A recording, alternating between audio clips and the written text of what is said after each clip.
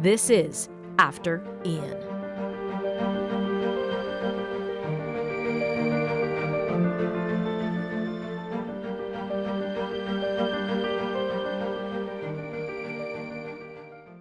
When it comes to storm surge, natural barriers are part of shoring up our shorelines. We turn now to the resiliency of mangroves from senior environmental reporter Tom Bayles. Deep within the serene mangrove forests along southwest Florida's coasts, intertwined roots hide juvenile fish. Tucked in the twisty treetops are birds and their nests, cradling the next generation. Mangroves, left to grow freely between land and sea, stabilize coastlines and counteract erosion. If not for the woody trees, experts say Hurricane Ian's damage would have been a lot worse.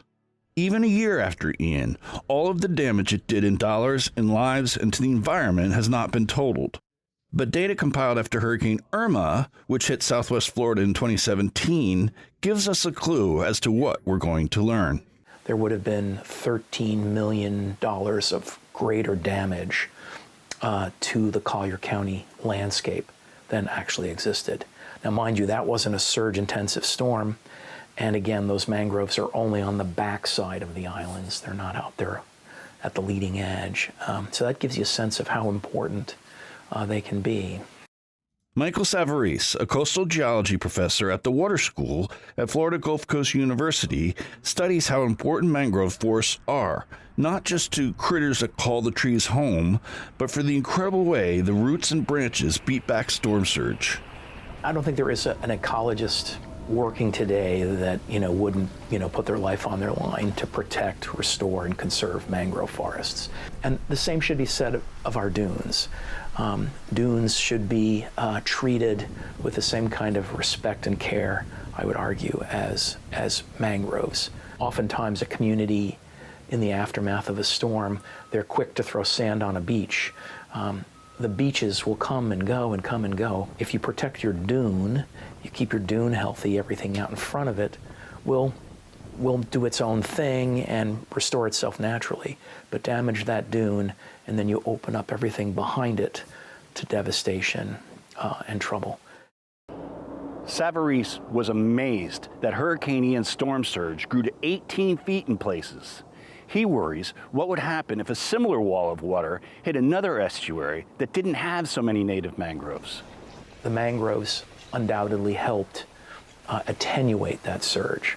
If you take that same storm and put it on its original predicted path, where it was going to make landfall further north, then that surge setup we had here would have gone right into the mouth of Tampa Bay. And then Tampa Bay has none of that, or very little of that sort of peripheral mangrove forest to protect it. And it would have been a disaster beyond comprehension. A disaster beyond comprehension is exactly what Hank Hottie, Pinellas County Sustainability and Resiliency Coordinator, feared for residents of Tampa Bay's barrier islands, especially each time the National Hurricane Center would adjust the track of Hurricane Ian towards Tampa. We kind of foresaw what happened down in Fort Myers is going to happen here with the brunt of the storm and the magnitude of storm surge and winds, and all the models that we had, it didn't look pretty. There are relatively few remaining mangrove forests in coastal Tampa due to rampant development. Along 35 miles of beach communities in Pinellas County are concrete seawalls meant to repel incoming waves. In other places, rock piles called riprap help stop storm surge and waves. But neither cement walls nor rock piles are as effective as a mature forest of mangroves some 20 to 40 feet deep.